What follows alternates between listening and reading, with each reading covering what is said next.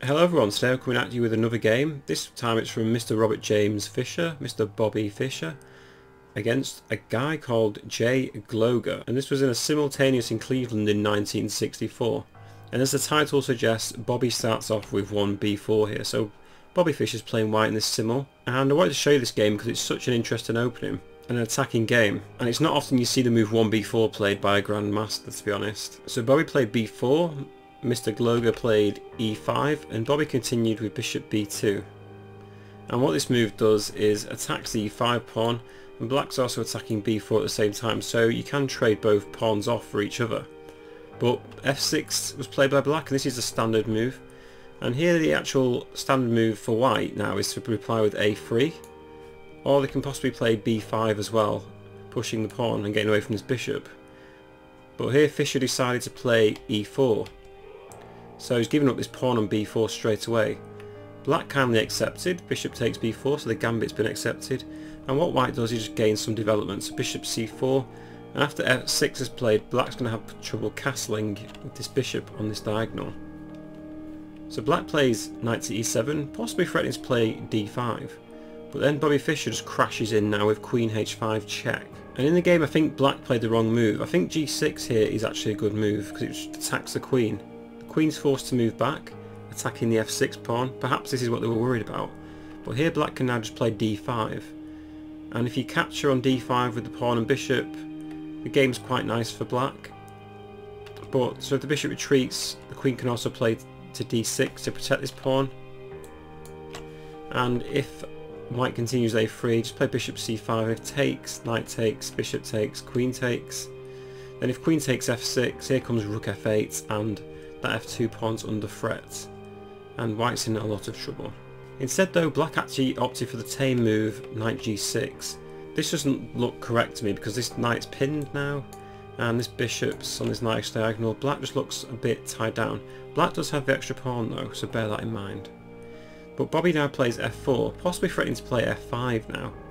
So black takes on f4, sacking another pawn, and Bobby continued with knight to f3. Here queen e7 was actually given as a great move for black because it attacks the e4 square. If a move like knight c3 to protect the pawn, black can capture and just take this pawn off the board.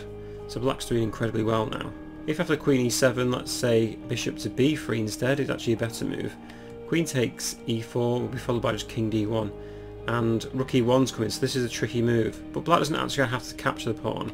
He could just play knight c6, and black has a good game now. Well, here black opted for knight c6 straight away, and now knight c3 from Fischer. Black captures on c3, and black plays d6. But here comes white now with a great attack. Knight h4 is played, the knight's pinned. Black still can't castle. And the threat is now knight takes g6, and the queen will take the rook if the pawn recaptures. So black's a bit stuck. The best move here is queen e7 because it's got some counterplay against this e4 pawn. If knight takes g6, queen takes e4 can be played, and king f2, queen takes g6. And black's just a few pawns up. If after queen e7, white plays bishop to d5 to protect the pawn, queen f8 can be played, and this will secure the rook. So knight takes g6 is no longer a threat because the pawn can take it. After knight h4 though, black decided to play knight c to e7, protecting the knights. But now Fischer plays knight to f5, attacking the g7 pawn. d5 was an idea that could be played here, attacking the bishop and also undermining this e4 pawn. White will probably play continue knight takes e7, queen takes e7, followed by queen takes d5. But here black can play c6. After queen moves back and bishop g4, castles and b5, black's actually doing quite well. And if white retreats with bishop b3, c5 can be played, so bishop d3 is forced instead, and this looks quite a nice game for black now. Instead black played king f8, and Fischer castled here, which seems very logical. Black continued queen e8 in the game. Queen d7 is an idea, but then just white can come crashing in with rook takes f4, and if knight takes f4, queen f7's mates. So knight takes f5 could be forced, and if rook takes f5 and then queen e7, rook f2 and bishop e6, black may have a nice game, but he's got to be wary of these threats of mate.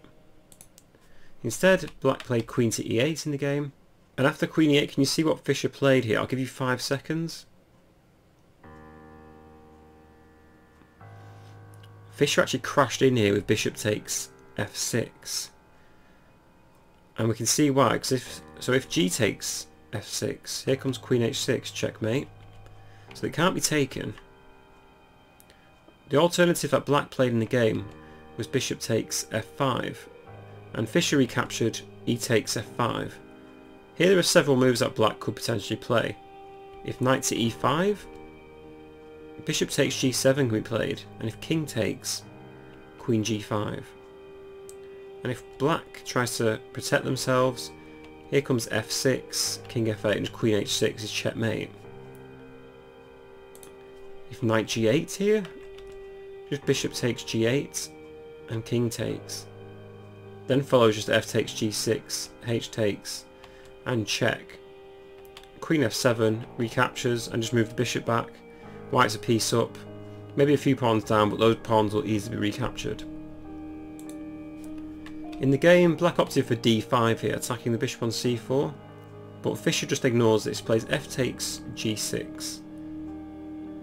And if black now captures the bishop, just bishop takes e7, and if king takes e7, here comes rook e1 check, forking the king, and we'll win the queen. If queen takes e7, then we just play rook takes f4, and if the king hides to g8, we just play queen d5 check, and that'll be mate soon enough. And if the king moves to e8, we take on h7 with check. The king moves to d8, and white now has an easy game. That pawn on h7 is going to be very hard to recapture, and plus there's threats of rook to f7 and f8.